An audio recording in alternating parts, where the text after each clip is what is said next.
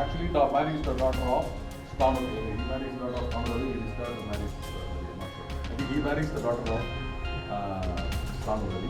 And I think the rival prince to him was Rashtrakuta. His stepbrother was a son of a Rashtrakuta princess.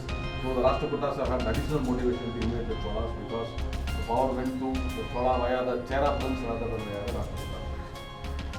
So that's the historical aspect. But don't forget to see the Dwarapalakas. You can see very clear and distinct Shiva Dwarapalakas, the very non-weaponed other Dwarapalakas, and what you see in every corner.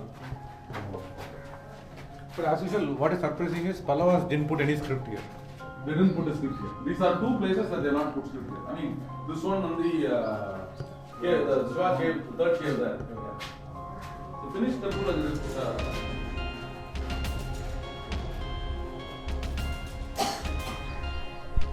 Hiranarayana Parantaka, when he was ruling, they had a big setback.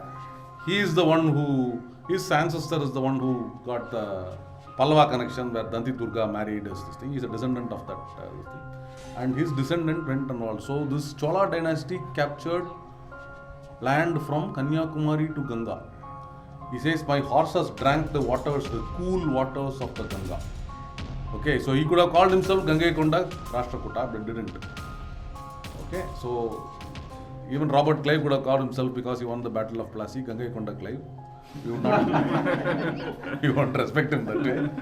He did it to Tamil troops. Madras regiment poached, they went and captured this. So, okay, so this is a... 11th century. Sir, the Takkolam war on the time. just Munadi. So we're talking about 10th On the period, that period. That is the, because the Cholas then went back and said, we'll have to do this thing. So, சொல்லுங்க நீங்க சொல்லுங்க காலியூர் கோட்டத்தின் போட்டு பல்லவபுரத்துன்னு வருது பாருங்க இந்த ஊர் பல்லவபுரம்ங்கறத mention பண்ணிருக்கு பாருங்க 5th ல பல்லவபுரத்து ஓகே வெரி குட் சூப்பர் புரத்தா சூப்பர் ஓகே நம்ம because it's not a inscription class you want and that's written. So this is very important. So let me give a quick overview. So this is our Pallava temple built by Mahendravarma Pallava well before Mamallapuram and so on. Notice that it's a 7-shrined temple. 3 of the shrines are Dwarapalakas, the other 4 on the side don't. Okay, the murtis inside or if there are any murtis are much later. The Dwarapalakas are original.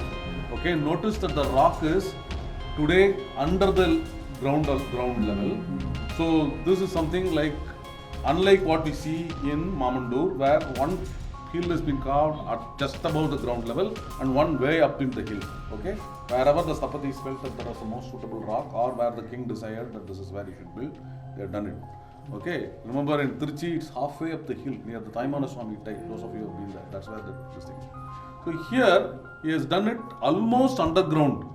Okay, the hillock may have been a little higher in the earlier periods, but I'm not so sure it was because the Vadalpetta Sthalam is on level ground, so this may actually be there. And we have these Rashtrakutas have one speciality. Those of you who have been to there, anybody been there? Pataleshwar.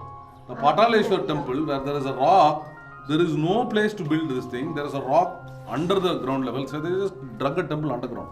They just bore into the temple and built the entire temple, rock temple underground, trenched in. So this is halfway like that. It's not fully buried, it's not fully above, half above the ground. So they created this thing and created a temple with this thing. This gap may have been natural, right? We don't know if it's excavated. So they've gone under the.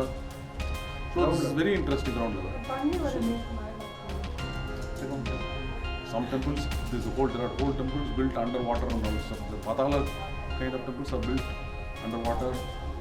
You have temples built on river beds and all that where the water overflows them on certain times of the year. So the significance, so we don't have a Pallava inscription here, but we have a Rashtrakuta inscription on this cave temple. So the Rashtrakutas, while they captured Kanchi, thought this was significance enough to come to this particular cave temple in the remote place and put their stamp on it. Pallavapuram. So I'll come and not just, there are, I don't know how many Rashtrakuta inscriptions there are in Kanchipuram, I don't remember any. Okay, but there is one in this cave temple. And this particular phrase is important because it's in Tamil. Notice that the Rashtrakutas are not Tamil kings.